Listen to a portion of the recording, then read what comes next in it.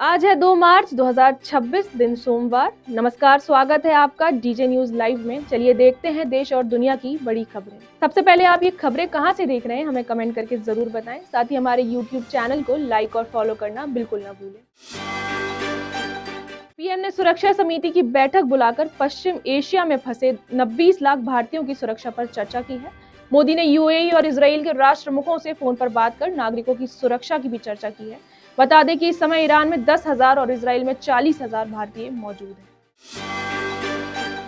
एक बार फिर नई दिल्ली में 3 स्कूलों को बम से उड़ाने की धमकी का मैसेज मिला। इसके बाद स्कूलों में हड़कंप मच गया। पुलिस और बम निरोधक दस्ता तुरंत मौके पर पहुंचा। सुरक्षा के लिहाज से बच्चों और स्टाफ को सुरक्षित बाहर निकाला गया। जांच एजेंसियों ने स्कूल परिसर की जांच की है। वहीं अधिकारियों ने लोगों से अफवाहों पर ध्यान न देने की अपील की। केंद्र ने सभी राज्यों को पत्र लिखकर आगाह किया है कि ईरान इजराइल युद्ध की आड़ में देश के भीतर भड़काऊ भाषण और हिंसा की स्थिति पैदा हो सकती है, इसलिए सुरक्षा कड़ी की जाए। साथ ही निर्देश दिया है कि भड़काऊ भाषण देने वाले उपदेशकों और संवेदनशील इलाकों में गश्त बढ़ाएं। होली 2026 को लेकर देश भर में सुरक्षा कड़ी कर दी गई है। भीड़भाड़ वाले इलाकों में ड्रोन और सीसीटीवी से 24 घंटे निगरानी रखी जाएगी।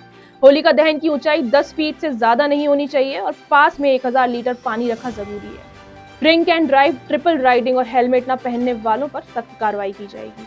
डीजे पर तेज आवाज में पाबंदी है और उल्लंघन करने वाले पर एफआईआर दर्ज होगी। वह किसी भी इमरजेंसी में 112 डायल करने की अपील की गई। खामेनी की मौत की आग पाकिस्तान तक पहुंच गई है। प्रदर्शनकारियों ने विरोध में कराची स्थित अमेरिकी वाणिज्य दूतावास पर हमला बोल दिया। सुरक्षा बलों ने फायरिंग की जिसमें 23 लोगों की जान चली गई। वहीं दूसरी तरफ जम्मू कश्मीर में कर्फ्यू जैसे हालात बन गए। सुरक्षा के लिहाज से लाल चौक का सील कर दिया गया है। इंटरनेट सेवाएं बंद हैं और भारी पुलिस बल तैनात है। इस बवाल के बाद पूरे पाकिस्तान में सुरक्षा एजेंसियां हाई अलर्ट पर। ईरान और इजराइल के बीच जारी युद्ध का असर यूएई तक पहुंच गया है। वहीं दुबई, शारजा और अबू धाबी एयरपोर्ट बंद होने से एयर इंडिया एक्सप्रेस की शारजा इंदौर फ्लाइट लगातार रद्द हो रही है। बता दें कि इंदौर और मध्य प्रदेश के सैकड़ों यात्री वहां फंसे हैं। वहीं मंत्री कैलाश विजयवर्गीय दिल्ली में मंत्रालय से संपर्क कर रहे हैं और फंसे लोगों को ओमान के रास्ते लौटने की सलाह दी गई है। इजराइल और अमेरिका के साझा ऑपरेशन का आज तीसरा दिन है। दोनों देशों ने मिलकर ईरान पर भीषण एयर स्ट्राइक की है। पिछले 30 घंटों में ईरान पर 2000 बम गिराए गए हैं और 1000 से ज्यादा ठिकानों को धुआं कर दिया गया है। तेहरान समेत 10 बड़े शहरों में अब तक 200 लोगों की मौत हो चुकी है। वहीं दूसरी तरफ नेतन्याहू ने साफ कर दिया है कि हमले और तेज होंगे। अमेरिका इजराइल हमलों के बाद ईरान के सुप्रीम लीडर खामेनी की मौत की खबर से देश में 40 दिन का शोक घोषित किया गया है। सड़कों पर महिलाएं रोती बिलखती दिखी। समर्थकों ने मातम और विरोध प्रदर्शन किया। वहीं दूसरी ओर वॉशिंगटन और कुछ अन्य शहरों में खामेनी विरोधियों ने जश्न मनाया। बता दें कि मिडिल ईस्ट के हालात बेहद तनावपूर्ण बने हुए हैं। आयतुल्लाह अली खामेनी की मौत के बाद ईरान के विदेश मंत्री ने संकेत दिए हैं कि अगले 48 घंटों में नए सुप्रीम लीडर का चुनाव होगा। पूरी संभावना है कि खामेनी के बेटे मुश्तबा, जिन्हें 2026 में ही उत्तराधिकारी घोषित किया गया है, अब कमान संभालेंगे। मध्य पूर्व में बिगड़ते हालात के बीच सीबीएसई ने बड़ा फैसला लिया है। आज से शुरू होने वाली 10वीं और 12वीं की परीक्षाएं Bahrain, Iran, Kuwait, Oman, Qatar, Saudi Arabia और यूएई के स्कूलों में फिलहाल रोक दी गई हैं। बोर्ड ने कहा है कि छात्रों की सुरक्षा ज्यादा जरूरी है और नई तारीख जल्द घोषित की जाएगी। नेपाल में 5 मार्च को होने वाली प्रतिनिधि सभा चुनाव को लेकर हाई अलर्ट है। मध्य प्रदेश के परसा जिले में 2 मार्च की आधी रात से 5 मार्च की आधी रात तक भारत नेपाल सीमा पूरी तरह बंद कर दी गई है। प्रशासन ने परसा जिले में सुरक्षा के कड़े इंतजाम किए हैं। रक्सौल वीरगंज मैत्री पुल पर जिलाधिकारी ने खुद सुरक्षा का जायजा लिया है। अब बॉर्डर से सिर्फ वही नेपाली नागरिक गुजर सकेंगे जो वैध पहचान पत्र दिखाकर मतदान के लिए जा रहे हैं। पंजाब के जालंधर में डीएवी और एपीजी स्कूलों को ईमेल के जरिए बम से उड़ाने की धमकी मिली है। सूचना पाते ही पुलिस मौके पर पहुंची और स्कूलों को खाली कराए बिना ही सर्च ऑपरेशन चलाया ताकि पैनिक न फैले। वहीं बम निरोधक दस्ता मौके पर पहुंचा और जांच की। हालांकि अब तक कुछ संदिग्ध नहीं मिला है। पुलिस और सुरक्षा एजेंसी अलर्ट पर है।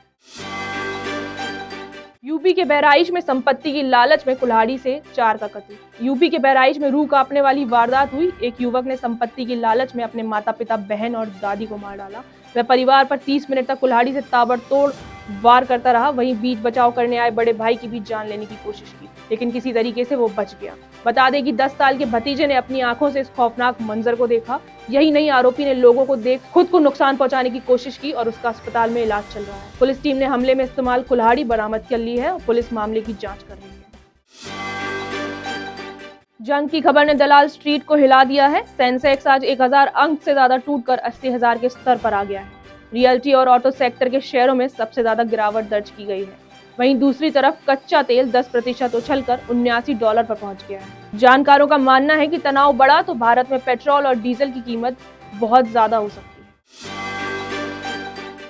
मिडिल ईस्ट संकट का सीधा असर बाजार पर दिखा है। एमसीएक्स पर सोना 1,67,915 रुपए प्रतिशत 10 ग्राम के स्तर पर पहुंच गया है। अंतर्राष्ट्रीय बाजार में भी दाम $5,367 प्रति औंस के करीब पहुंच गया है। वहीं चांदी ने तो रफ्तार की हद पार कर दी है। एमसीएक्स पर चांदी 2,85,000 रुपए प्रति किलो के पार हो चुकी है और कुछ बाजारों में 3 लाख के करीब कोट की गई है। तो ये थी आज की फटाफट बड़ी खबरें। अगर आपको ये न्यूज़ पसंद आई है तो वीडियो को लाइक, शेयर और सब्सक्राइब करना ना भूलें।